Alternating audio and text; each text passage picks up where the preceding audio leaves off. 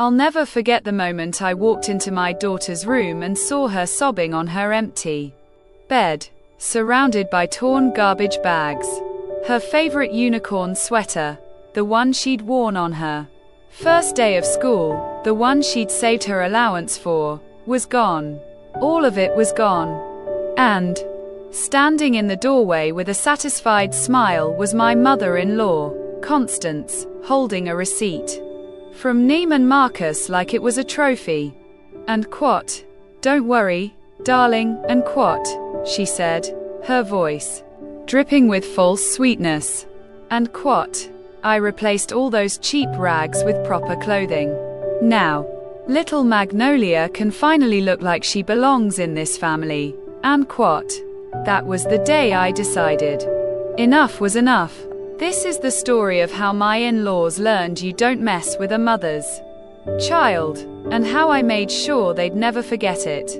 The beginning, meeting the Bradford family. Let me take you back to where it all started. My name is Lennox Morrison, and 6 years ago, I married the man I thought was my soulmate, Harrison Bradford III. Yes, the and quat, 3 and quat, should have been my first warning sign, but love makes you blind, doesn't it? Harrison came from old money. The kind of family that had portraits of ancestors dating back to the Revolutionary War hanging in their Connecticut estate. His mother, Constance Eleanor Bradford, was a society woman who spent her days organizing charity galas and her evenings judging anyone who didn't summer in the Hamptons. His father, Harrison Bradford Jr., was a retired hedge fund manager who spoke in stock market quotes and believed that anyone making under 7 figures was and quat, simply not trying hard enough. And quat, I, on the other hand, grew up in a modest 3-bedroom house in Ohio. My dad was a high school teacher, and my mom was a nurse.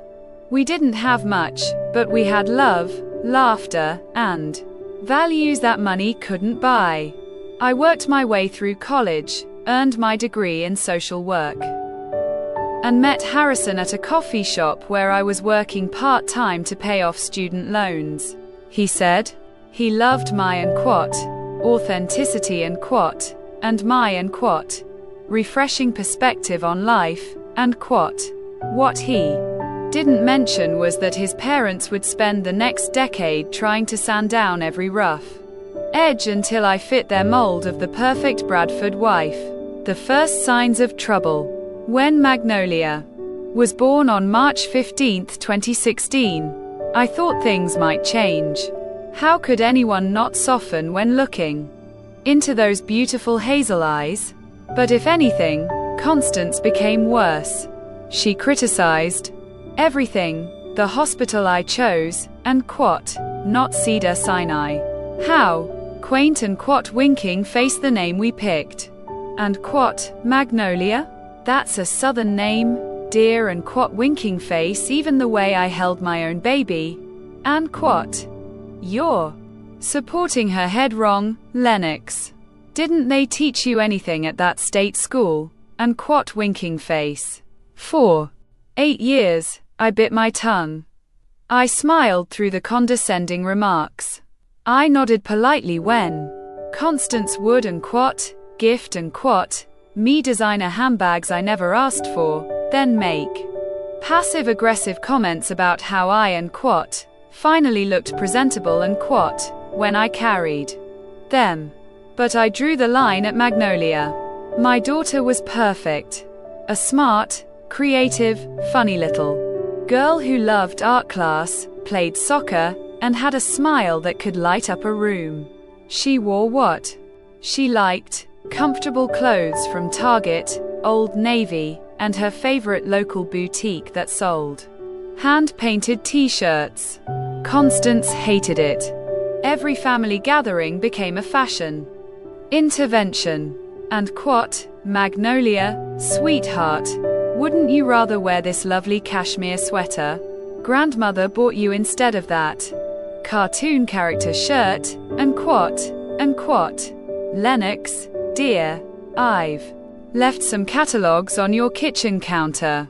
Perhaps you could find something more appropriate for family photos, and quote. I always defended my daughter's choices. And quote. She's 8, Constance. Let her be a kid. And quote. But on November 3, 2024, everything changed. The day everything fell apart. Harrison had a business trip to Singapore. He'd be gone for 2 weeks. Constance offered to, and quote, help out and quote, while he was away, cooking meals, watching Magnolia after school. Against my better judgment, I agreed. I was juggling a difficult case at work, and I thought maybe, just maybe, she was trying to build a better relationship with her granddaughter. I was wrong. So wrong. It was a Friday afternoon. I came home early, excited to surprise Magnolia. As I pulled into the driveway, I saw something that made my blood run cold. Black garbage bags piled by the curb.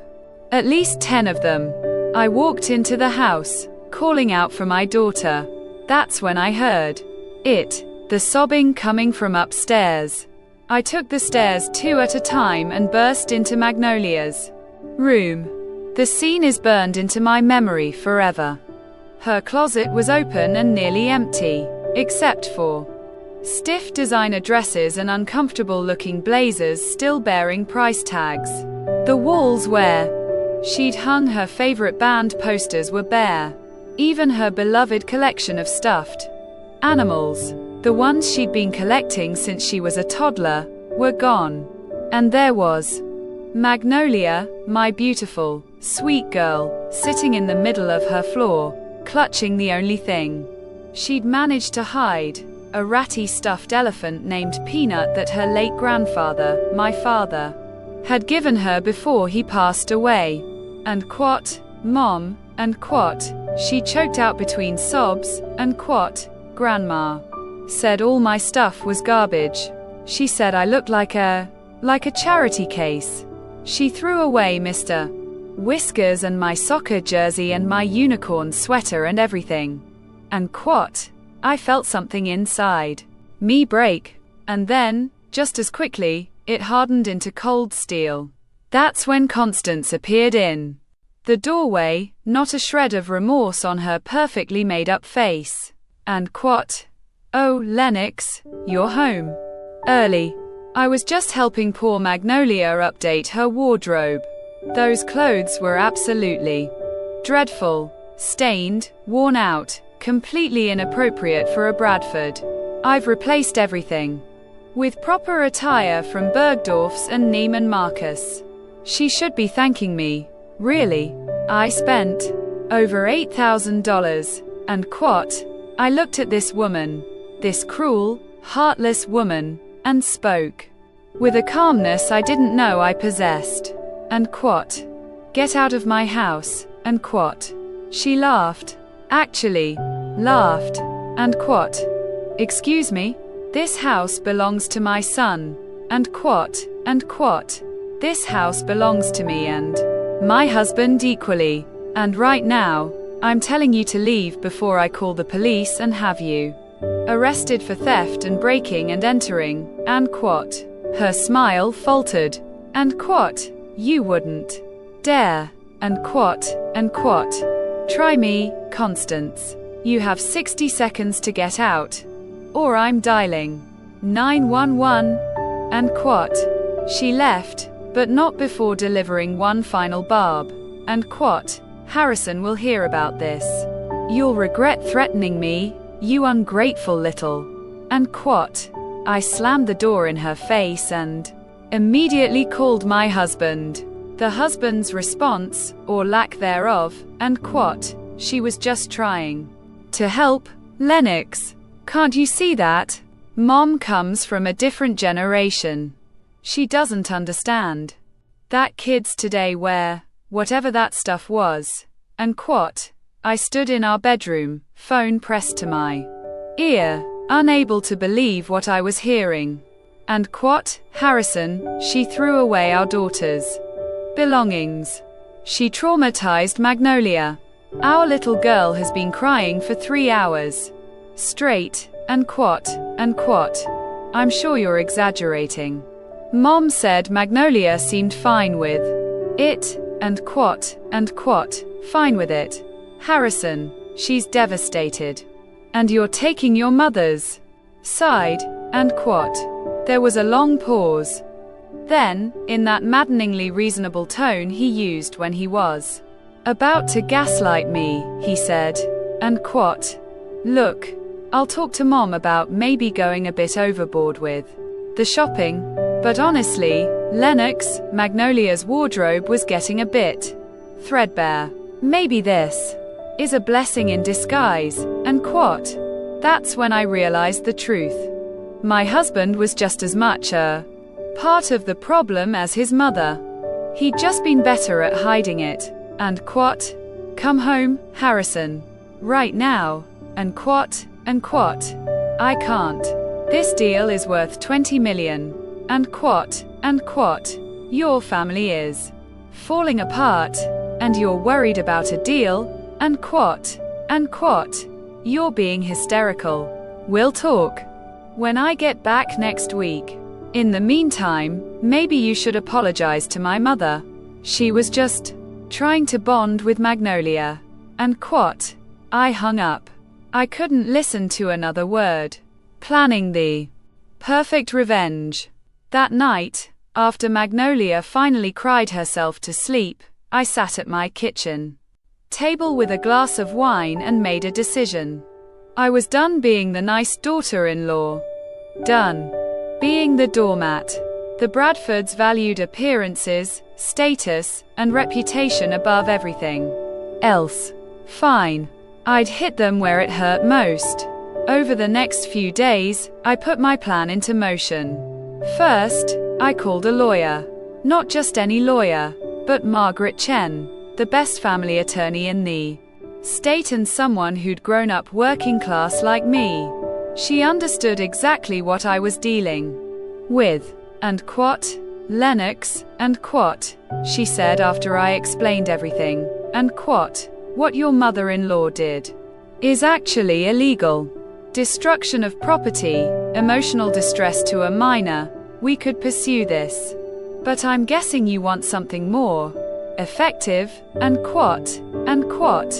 I want to make sure they never underestimate me again. And quat. Margaret smiled. And quat. I think I can help with that. And quat. Next, I documented everything. I took photos of Magnolia's nearly empty room. I saved the receipt Constance had so proudly showed me. $8,347.62 spent at various luxury retailers. I recorded Magnolia's tearful account of what her grandmother had said to her. And quat. You look poor, sweetheart. Rit. Embarrasses the family and quat winking face. Then I made some calls. You see, I'd been working in social work for over a decade. I'd built relationships with journalists, child advocates, and yes, even a few social media influencers who specialized in calling out entitled behavior.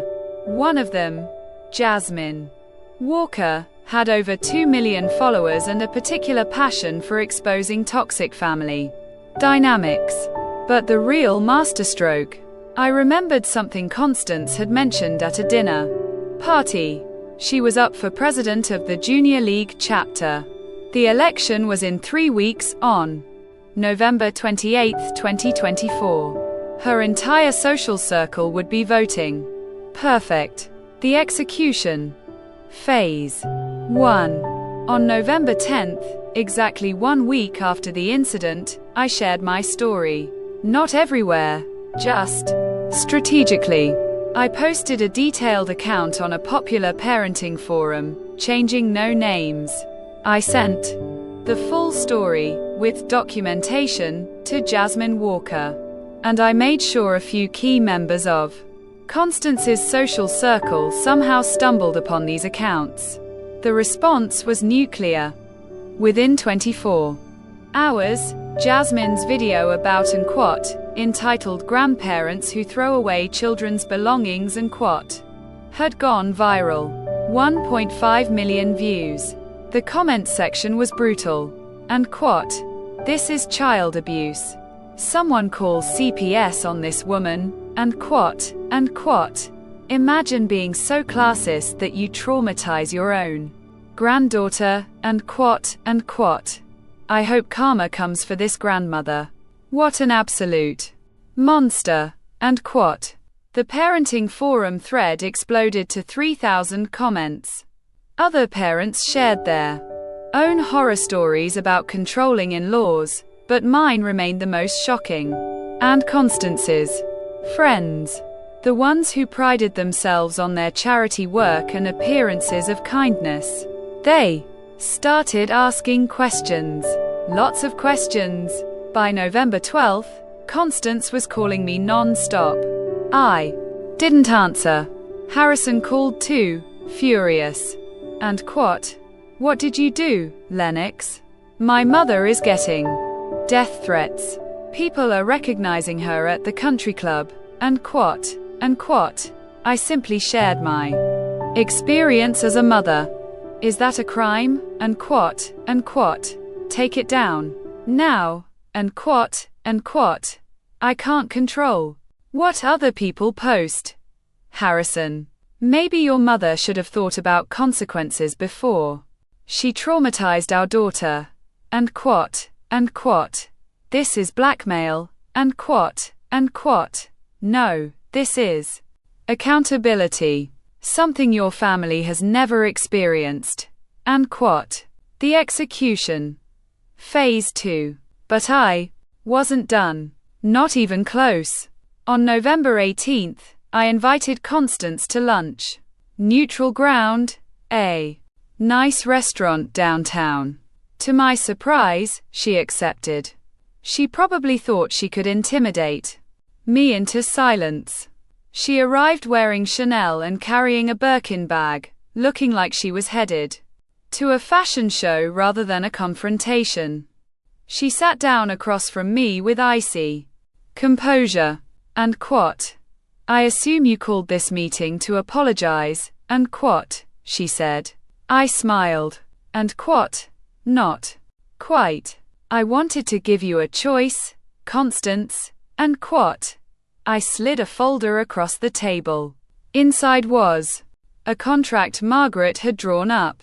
And quote, you're going to do 3 things. First, you're going to write a check for $25,000 to Magnolia's college fund as compensation for the emotional distress you caused her. Second, you're going to write a formal, written apology to Magnolia, which she can choose to accept or not. Third, you're going to attend family therapy with all of us, including Harrison, for at least 6 months. And quote, Constance's face turned red. And quote, I will do no such thing. How dare you? And quote, option 2, and quote, I continued calmly. And quote, is that I take everything I have, photos, recordings, receipts, Magnolia's testimony, and I file a formal police report for destruction of property and emotional abuse of a child.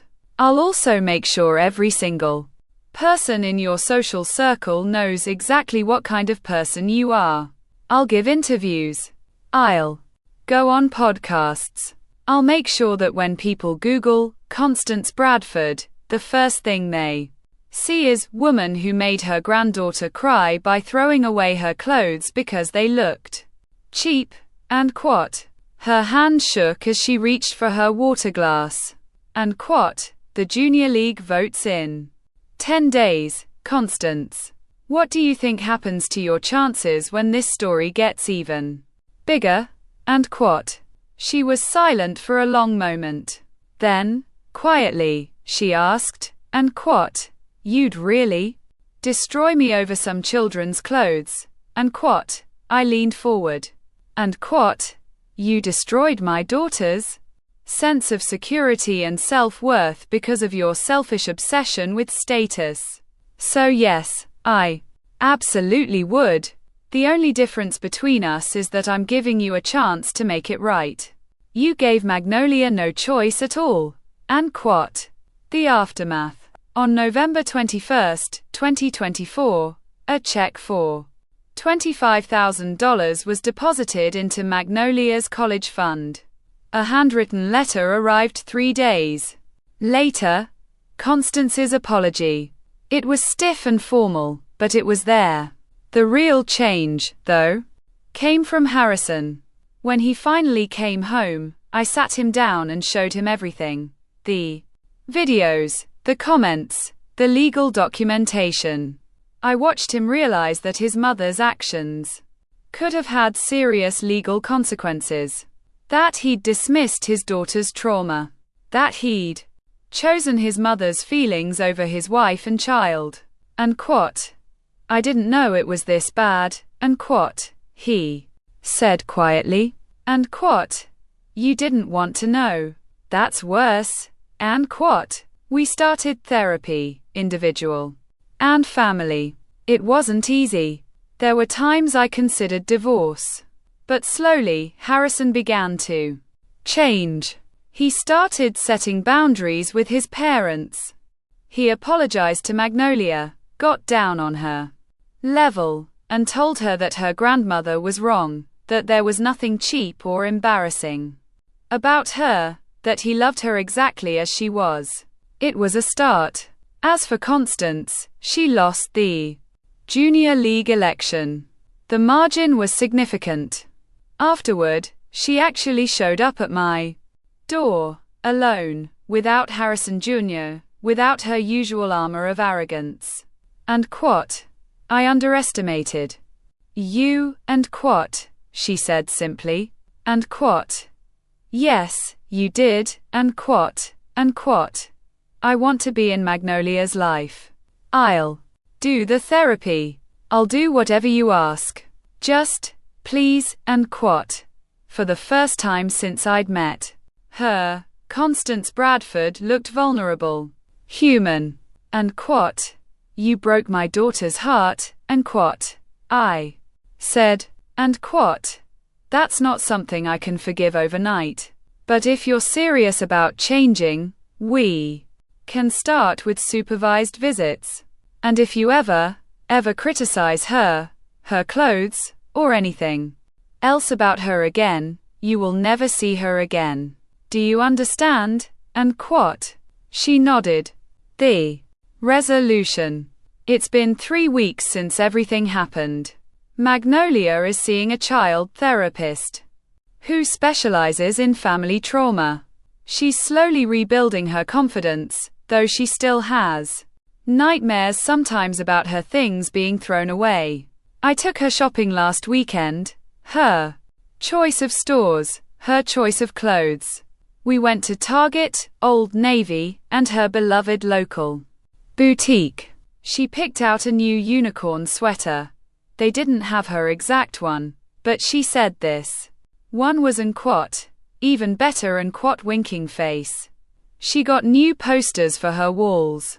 And we spent an hour at a toy store, where she carefully selected new stuffed animals to join Peanut. And quote, Mom, and quote, she said. As we loaded bags into the car, and quote, thank you for protecting me, and quote, I had to pull over because I was crying too hard to drive. Constance has attended 2 therapy sessions. She's awkward and uncomfortable, but she's showing up. Harrison has been better too. More present, more aware, more protective of Magnolia. Will things ever be perfect? Probably not. The Bradfords are who they are. And generational patterns don't break overnight. But here's what I learned. You can be kind without being a doormat. You can be forgiving without being a fool. And you can love your family while still holding them accountable. My in-laws learned that I'm not the meek, grateful daughter-in-law they thought they married into their family. I'm a mother first, and nobody nobody messes with my child. Final thoughts. If you're reading this and you're dealing with toxic in-laws or family members who don't respect boundaries, please know this: you deserve respect. Your children deserve to feel safe and loved. And standing up for yourself isn't cruel or vindictive, it's necessary. Document everything. Know your rights. Build your support system. And never, ever apologize for protecting your kids. As for Magnolia, she wore her new unicorn sweater to school yesterday. When I picked her up, she was laughing with her friends, her confidence slowly returning. And that's worth more than all the designer clothes in the world. Outro. The clothes Constance threw away that day weren't just fabric and thread. They were memories. First days of school, soccer victories, lazy Sunday mornings. They were pieces of my daughter's childhood that can never be replaced. But what Constance didn't count on was that in trying to break my daughter's spirit, she awakened something in me I didn't know I had: the fierce, unbreakable resolve of a mother protecting her child. They say revenge is a dish best served cold. But for me, it wasn't about revenge at all. It was about justice. It was about teaching my daughter that she never has to accept mistreatment, even from family, especially from family. The Bradfords thought they could buy respect with their money and their status. Instead, they learned that real respect is earned, and it starts with treating people, especially children, with basic human dignity. So to anyone facing similar battles, stay strong, stay documented, stay strategic, and never forget that protecting your children isn't being dramatic or overreactive. It's called being a parent.